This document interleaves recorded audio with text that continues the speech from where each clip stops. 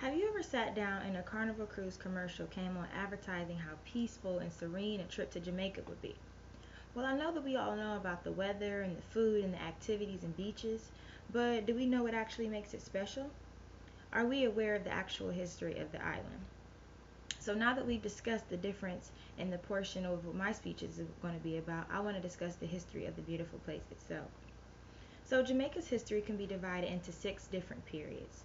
The first period would be considered the era of Christopher Columbus, which is when he arrived in 1494 on his second voyage to the New World, which we know as America.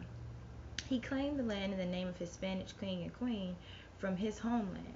He himself was stranded on the island for a full year from 1504 to 1505 on his fourth voyage. The Spaniards went on to rule the land for 200 full years. The land had already been inhabited by a gentle race of people referred to as the Arawak, believed to be from the country Guyana. The Spanish turned them all in as slaves, and the island forced them to do all the hard labor. Jamaica then had one of the largest numbers of slave uprisings in the Caribbean because this is the same time when all the Africans were being imported via the Atlantic slave trade. So in 1834, many years later, the British Crown abolished slavery, bringing Jamaica closer to its independence. So with sustaining their strong agricultural economy, they imported East Asian indentured laborers for many years. So with the basics of the history in Jamaica out of the way, we need to discuss the different cuisines that they have to offer. Jamaica has a mixture of different cooking techniques, flavors, and spices. They have their own diverse list of previous inhabitants of the land to thank for this as well. The many different influences of the Spanish, the British, the Africans, the Indians, and the Chinese people. They all brought their own herbs and produce and plants, bringing it just to make it seem like their own home, planting it, giving the land a lot of rich variety and options and just rich flavors. Some of the most signature dishes of Jamaica are the ackee and saltfish, the stamp and go, and Irish moss. Ackee and saltfish, which is considered to be the national dish of the island, is a very tropical dish. Ackee is a fruit imported from the East African lands. Parts of the plant are very toxic, which is why it's not easy to ship it. There's a lot of restrictions involved with that.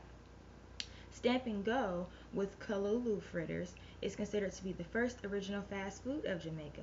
With Stamp and Go, if an officer came in and just said, make it snappy, Stamp and Go. So that's why they call it Stamp and Go, and this would be the original fast food, the way McDonald's has a drive-through.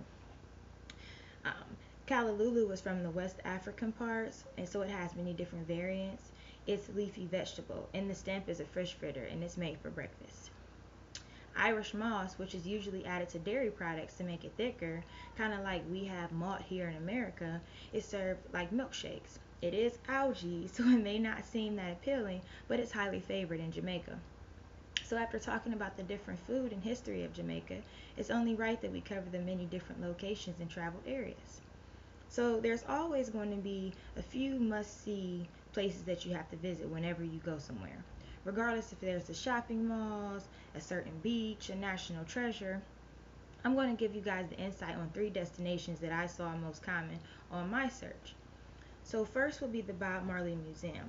It is in Kingston, Jamaica, dedicated to the famous reggae musician himself. It is located at 56 Hope Road, which is Bob Marley's former residence, also the home of the label Tough Gong, which Bob Marley and the Wailers created in 1970. It is also the site of the place where there was an assassination attempt made on Bob Marley's life. Secondly, the Georgian Mansion in Montego Bay is the most famous for the legend of the White Witch of Rose Hall. That White Witch would be called Annie Palmer, and she was most famous for murdering her three husbands and haunting the property. But in 2007, there was actually an investigation done showing that the story was fictionalized. Lastly, Dunn's River Falls. It's a famous waterfall near Ochos Rios in Jamaica that receives thousands of tourists every year.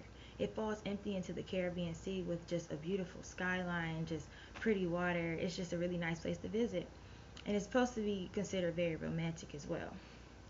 The club scene is also very well known throughout Jamaica. With all the energetic reggae music and dancing styles, it'll be a change of scenery that you wouldn't want to miss. They also have bobsledding. If anyone has heard of Cool Runnings, they have a really good team for bobsledding in Jamaica. So that's also an activity that people like to do. So after hearing about the different foods, locations, and history of Jamaica, you should be informed about the well-traveled island. After hearing this speech, you should be more familiar with the history and the founding of the island that we know as Jamaica. But not just the history, the different cuisines as well. Every country has a different style, from the way they season their meats to the way that they prepare their meals. I have discussed some of the most traveled destinations as well as the activities of the island to give you an idea of how island life is. So after hearing about all of these different points, I think it's safe to say that Jamaica is a must travel. So thank you so much for listening to my speech.